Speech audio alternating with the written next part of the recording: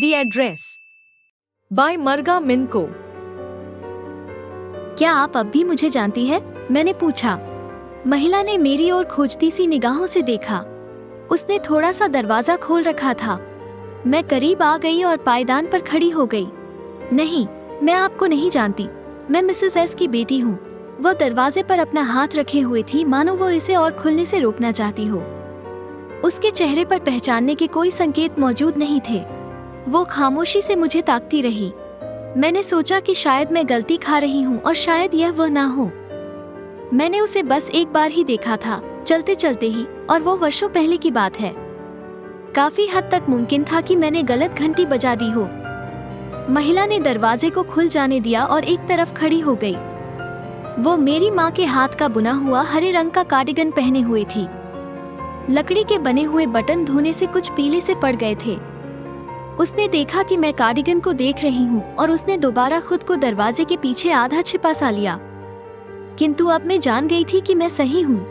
अच्छा, तो आप मेरी माँ को जानती हो? मैंने पूछा। क्या तुम वापस आ गई हो? महिला ने कहा। मैं तो सोच रही थी कि कोई भी वापस नहीं आया, सिर्फ मैं आई हूँ। उसके पीछे गलियारे में एक दरवाजा खुला और बंद हो गया। एक सीलन भरी सी दुर्गंध अंदर से आई। मुझे खेद है कि मैं आपके लिए कुछ भी नहीं कर सकती। मैं रेलगाड़ी से खास तौर से यहाँ आई हूँ। मैं आपसे एक क्षण के लिए बात करना चाहती थी। अब समय दे पाना मेरे लिए मुमकिन नहीं होगा, महिला ने कहा। मैं आपसे नहीं मिल सकती। फिर कभी। उसने सिर हिलाया और सावधानी से दरवाजा बंद कर दिया ताकि घर में किसी को भी विघ्न, तकलीफ ना हो। मैं जहाँ पायदान पर थी वहीं खड़ी रही। निर्गत खिड़की का पर्दा हिला। किसी ने मुझे घूर कर देखा और फिर शायद वो ये भी पूछ लेता कि क्या चाहिए। ओह, कुछ भी तो नहीं, वो महिला शायद कह देती। ये कुछ भी नहीं था। मैंने फिर से नाम की तख्ती देखी। सफेद पैंट पर काले अक्षरों में लिखा था डॉलिंग, और ऊपर चौखट पर थोड़ा ऊपर लिखा था नंबर 46। जब मैं धीरे धीरे वापस स्टेशन पर जा रही थी तो मैं अपनी माँ के बारे में सोच रही थी, जिसने मुझे वर्षों पहले बता दिया था। ये युद्ध के प्रथम मध्यांतर की बात थी। मैं कुछ दिन के लिए घर आई थी और तभी मुझे लगा कि कमरों में कुछ बदल सा गया है। मुझे कई चीजें गायब मिली। मेरी माँ हैरान थी कि मुझे इतना जल्दी कैसे पता चल गया। तब उसने मुझे मिसेस डोलिंग के बारे में बताया। मैंने उनका कभी नाम नहीं सुना था, किंतु स्पष्टतया वो मेरी माँ की एक पुरानी परिचित थी, जिसे वो वर्षों से नहीं मिली थी। वो अचानक अब आ गई थी और अपने संबंधों को नवीकृत कर लिया था। तब से वो नियमित रूप से आती थी। हर बार जब वो यहाँ से जाती है तो वो घर अपने साथ कुछ लेकर जाती है, मेरी माँ ने कहा। वो एक बार में ही टेबल पर रखी जाने वाली चांदी की कटलरी आदि ले गई। फिर यहाँ पर टंगी रहने वाली प्राचीन प्लेटें भी ले गई। उन बड़े बड़े फूलदानों को ढोकर ले जाने में उसे मुश्किल आई और मुझे तो चिंता है कि क्राकरी से उसे कमर में मोच भी आ गई हो। मेरी माँ ने दया के भाव से अपना सिर हिलाया। मेरी उससे पूछने की कभी हिम्मत न पड़ती। उसने तो खुद ही यह बात मुझे सुझाई थी। उसने बल्कि जोर देकर भी कहा। वो मेरी सभी अच्छी चीजों को बचाना चाहती थी। यदि हमें यहाँ से जाना पड़ा तो हम सब कुछ खो देंगे, उसने कहा। तो क्या तुम राजी हो गई कि वो सब कुछ रख ले? मैंने पूछा। मानो ये जरूरी हो, मेरी माँ ने चिल्लाकर कहा। इस तरह की बातें करना तो सरासर अपमान होगा। और जरा सोच कर देखो कि वो कितना बड़ा जोखिम उठा रही है जब वो हर बार पूरा सूटकेस या बैग लिए हमारे दरवाजे से निकलती है। मेरी माँ को जैसे लगा कि मैं पूरी तरह संतुष्ट नहीं हूँ। उसने मुझे नाराज सा होकर देखा और उसके बाद हमने इसके बारे में कोई बात नहीं की। इसी बीच रास्ते में चीजों की तरफ ज्यादा ध्यान दिए बिना मैं स्टेशन पर आ गई थी। युद्ध के बाद से मैं पहली बार फिर से परिचित स्थानों पर चल रही थी, किंतु जितना अनिवार्य था मैं उससे आगे जाना नहीं चाहती थी। मैं स्वयं को उस बेशकीमती समय से जुड़ी हुई गलियों और घरों को याद से विचलित करना नहीं चाहती थी। वापस लौटते हुए रेलगाड़ी पर मैंने मिसेस डोलिंग को फिर से एक बार अपने सामने देखा, जैसा मैं उनसे पहली बार जब मिली थी तो देखा था। यह उस दिन के बाद वाली सुबह थी जब मेरी माँ ने उसके बारे में बताया था। मैं देर से उठी थी और सीढ़ियाँ नीचे उतरते हुए मैंने देखा कि मेरी माँ किसी से बाहर मिलने जाने वाली थी, एक चौड़ी सी पीठ वाली महिला से मिलने के लिए। वह मेरी बेटी है, मेरी माँ ने कहा। उसने मुझे हाथ से इशारा करके बुलाया। महिला ने सिर हिलाया और कोट रैक के नीचे रखे सूटकेस को उठाया। वो भूरे रंग का कोट और आकार बिगड़ा हुआ एक हैट पहने हुए थी।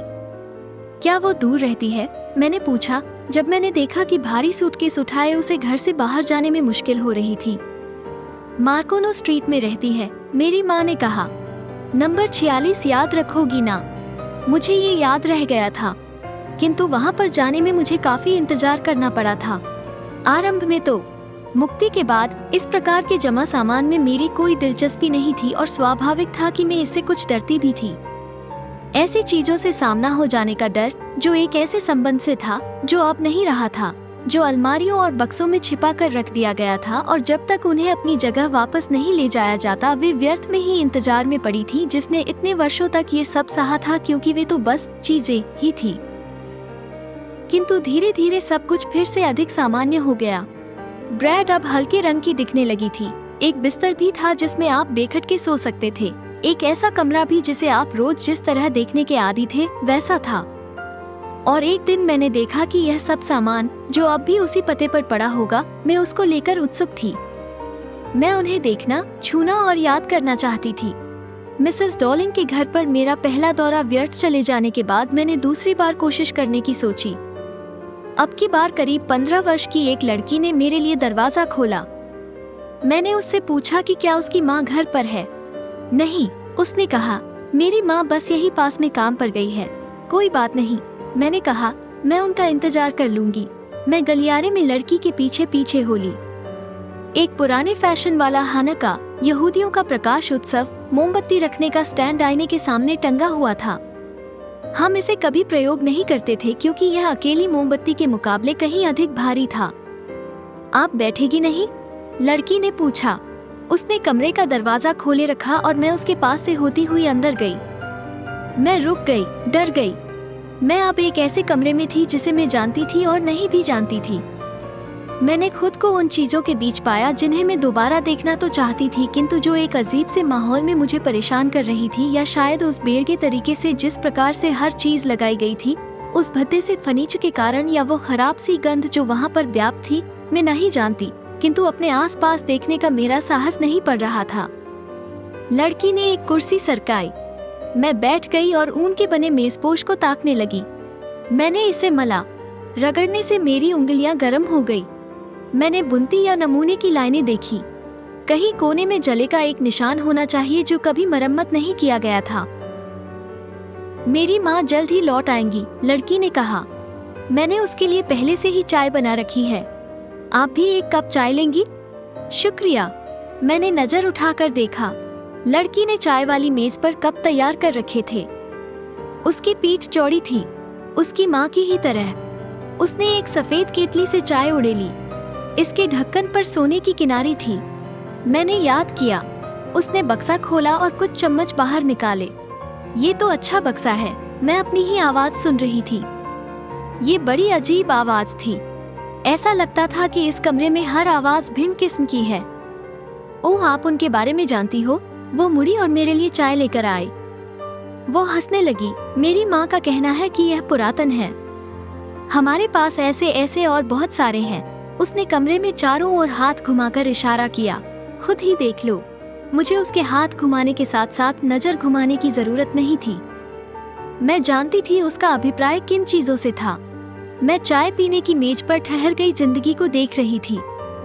एक बच्ची के रूप में मैंने हमेशा ही प्यूटर प्लेट, सफेद इनेमल चढ़ी हुई प्लेट पर एक सेब रखे होने के ख्वाब लिए थे। हम तो उसे हर चीज के लिए प्रयोग में लाते हैं, वो बोली। एक बार हमने उन प्लेटों में से भी खाया था जो दीवार के ऊपर टंगी हुई है। मैं भी उनमें से खाना अत्यधिक पसंद करती थी, परंतु खाने के लिए कोई विशेष चीज नहीं थी। मुझे मेजपोश पर जले हुए का निशान मिल गया था। लड़की ने मेरी तरफ प्रश्नभरी निगाहों से देखा। हाँ, मैंने कहा, आप इन प्यारी चीजों को घर में छूने के इतने अभ्यस्त हो जाते हो कि वे आपको नजर भी नहीं आने लगती हैं।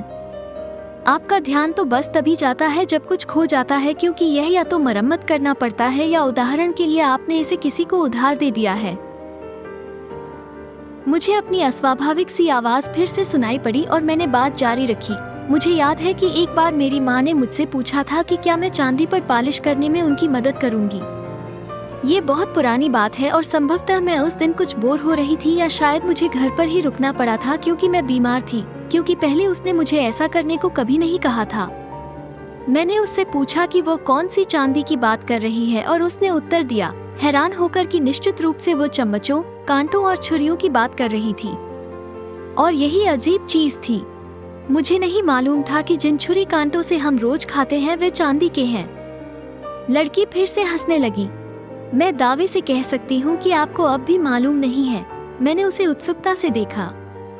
अच्छा, तो हम किससे खाते हैं? उसने पूछा। तुम्हें मालूम है क्या? वो हिचकिचाई। वो साइड बोर्ड की तरफ बढ़ी और एक दराज खोलना चाहती थी। मैं देखती हूँ, ये यहाँ इसमें पड़ी है। मैं उछल पड़ी। मैं तो समय भूल ही गई थी। मुझे अपनी गाड़ी पकड़नी है। उसका हाथ दराज पर था। क्या आप मेरी मम्मी का इंतजार करना नहीं चाहती? नहीं, मुझे अवश्य ही जाना है। मैं दरवाजे तक चली। लड़की ने खींचकर दराज को खोला। मैं अपना रास्ता खुद ढूंढ सकती हूँ। जैसे ही मैं गैलरी में दाखिल हुई तो मुझे चम्मचों और कांटों की खनखनाहट सुनाई पड़ रही थी। सड़क के किनारे पर मैंने नाम वाली तख्ती पर नजर डाली। इस पर लिखा था मार्कोनी स्ट्रीट। मैं 46 नंबर में गई थी। पता सही था, किंतु अब मैं इसे और याद रखना नहीं चाहती थी। मैं वहां पर वापस नहीं जाना चाहती थी क्योंकि आपके पहले के बीते जीवन से जुड़ी यादों में बसी। पहले समय जानी पहचानी चीज क्षण भर में अपने मूल्य को खो बैठती है जब वे आपसे जुदा हो जाती है और आप उन्हें नए वातावरण में पाते हैं। एक छोटे से किराए के कमरे में मैं उनका क्या करूंगी जहां पर रोशनी रोकने के लिए प्रयोग किए गए काले पड़े हुए कागजों के टुकड़े अब भी खिड़कियों से लटक रहे हैं और मेज वाली तंग दराज में मुट्ठी भर से ज्यादा कटलरी नहीं समा सकती। मैंने इस पते को भूल जाने का संकल्प लिया। उन तमाम चीजों में से जिनको मुझे भूलना था, ये सबसे सरल रहेगा।